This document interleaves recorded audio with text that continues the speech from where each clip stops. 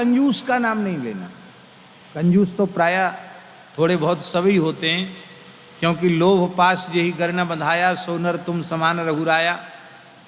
सर्वथा निर्लोभ हो जाएगा तो मुक्त ही हो जाएगा। तो लेकिन भारी कंजूस हो तो उसका नाम मत लो। संजा सवेरे तो बिल्कुल भी मत लो। सीताराम राधे श्याम कह के बुला लो, संकेत में उसका मुख्य नाम का उच्चारण मत करो, क्योंकि कंजूस का नाम लेने में भी पाप लगता है। नामातिकृपण, अतिकृपण, बड़े बड़े इतिहास हैं अतिकृपणों के। एक अतिकृपण था, उसकी प्रतिज्ञा थी कि जीवन में कभी किसी को कुछ दूंगा नहीं। तीर्थ यात्रा करने आया ब्रज में, मथुरा में विश्राम घाट में आचमन करने वाला था। तब तक विश्राम घाट पर बैठे हुए पंडा जी बोले, ए जजमान, हम मंत्र बोलेंगे, संकल्प पढ़, जल ले हाथ में। उसने समझ लिया कि ये बोलेगा संकल्प तो कुछ न कुछ देना पड़ेगा। बोले नहीं नहीं, हमको संकल्प वगैरह नहीं करना, हम तो ऐसे गोता लगाने आए। तेरे बाप की जमुना जी गोता लगावेगो? ये घाट हमारे पुरखान को ऐसे नहीं लगा सके। पीछे पड़ गए। बोला महाराज कुछ है ही नहीं हमारे पास। बोले कोई बात नहीं, अपना नाम पता लिखा दो। वो तो देख के बता देते हैं किस क्षेत्र का है ये, उनको सिद्धि प्राप्त हो जाती है। सकल सूरत देख के बता देते हैं किस प्रांत का है, किस जिले का है, किस गांव का है।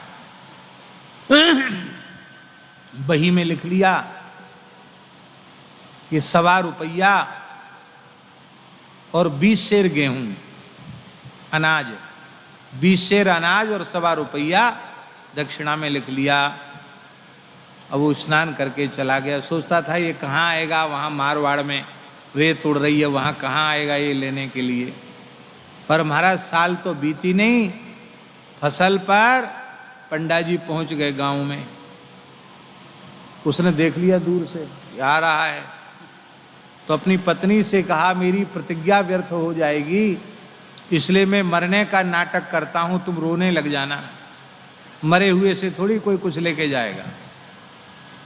तो तुरंत सफ़ेद चादर ओढ़ के वो तो मरने का उसने अभिनय किया, और उसकी गृहिणी बड़े जोर जोर से माथा पटक के रोने लगी, हाय हाय ये तो पधार गए, मर गए, मैं विधवा हो गई, अब क्या करूं। ब्राह्मण ने सोचा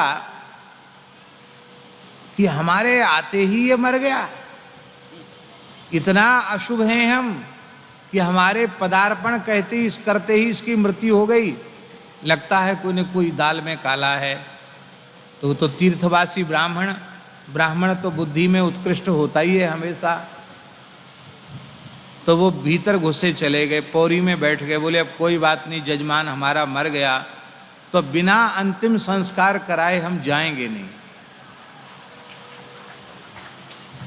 क्योंकि हम विधि पूर्वक संस्कार कराएंगे तो उस बेचारी की सदगति हो जाएगी।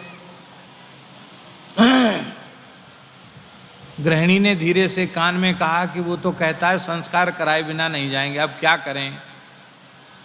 उन्होंने कहा देखो अब तो हम बेकार में रोटी ही तोड़ रहे हैं, कुछ न कुछ भार ही बन रहे हैं, कुछ कमा तो नहीं रहे हैं, लड़के बच्चों ने सब संभाल लिया है, भले ही हमारा संस्कार कर दो पर हम देंगे तो नहीं। पत्नी भी महान पतिव्रता थी, उसने पति की आज्ञा का पालन किया। बोले कोई बात नहीं, फूंक दो, बेकार हैं, क्या काम है इनका। अब उसको ही ठठरी में बांध के उसको ले जाने लगे। राम नाम सत्य है, सत्य बोलो गत्य है। पहुंच गए स्मशान में, धर दिया चिता के ऊपर, अग्नि देने ही वाले थे। तब तक ब्राह्मण का कलेजा पसीज गया। बोले रे भाई ये मर रहा है, मरा तो है नहीं, पर केवल 1.25 रुपया न देना पड़े, 20 सेर अनाज न देना पड़े, इसके लिए प्राण देने के लिए तैयार है। उन्होंने कहा भाई देखो मुखाग्नि पीछे देना, पहले हम अपने यजमान से कुछ वहाँ पास में जाकर कुछ मंत्रोच्चारण करना चाहते हैं, शायद हमारे मंत्र के प्रयोग से यजमान जीवित हो जाए।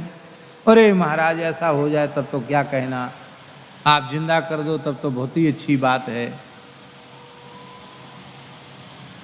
तो ब्राह्मण गया, बाबा ब्राह्मण गया पास में, और पास में जाके उसके कान में धीरे से कहा कि तुम्हारा 1.25 रुपया और 20 सेर अनाज, हमने अनाज जिस कागज पे लिखा था ना, उस कागज को हम फाड़ के फेंक देंगे, तुम मरो नहीं।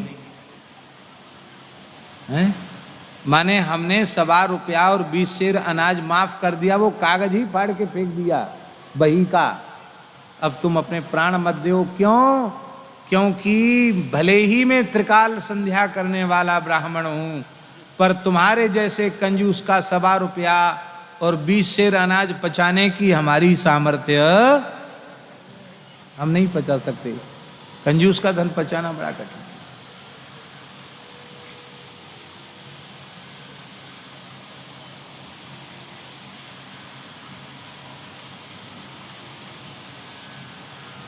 भले ही ये झूठी बात हो, हम नहीं कहते सच्ची बात है, लेकिन इसके कहने का आशय केवल इतना ही है कि ऐसे ऐसे वित्त साठ्य वाले लोग होते हैं, यक्ष वित्त।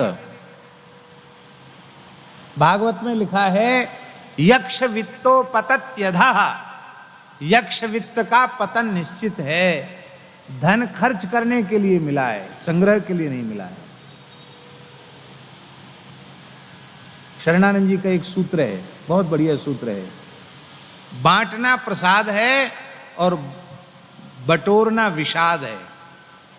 बटोरना विषाद है और बांटना प्रसाद है। यदि जीवन में प्रसाद चाहते हो, प्रसादस्तु प्रसन्नता, तो देने का अभ्यास कर लो, बांटने का अभ्यास कर लो।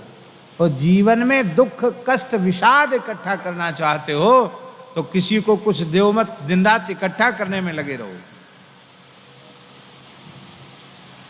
पिपीलिकार्जितम धान्यम, पिपीलिकार्जितम धान्यम मक्षिका संचितम मधु, लुब्धेन संचितम द्रव्यम समूलम ही गमिष्यति। वो जड़ के सहित नष्ट हो जाता है। इसलिए महाराज कंजूस का नाम भी नहीं लेना चाहिए।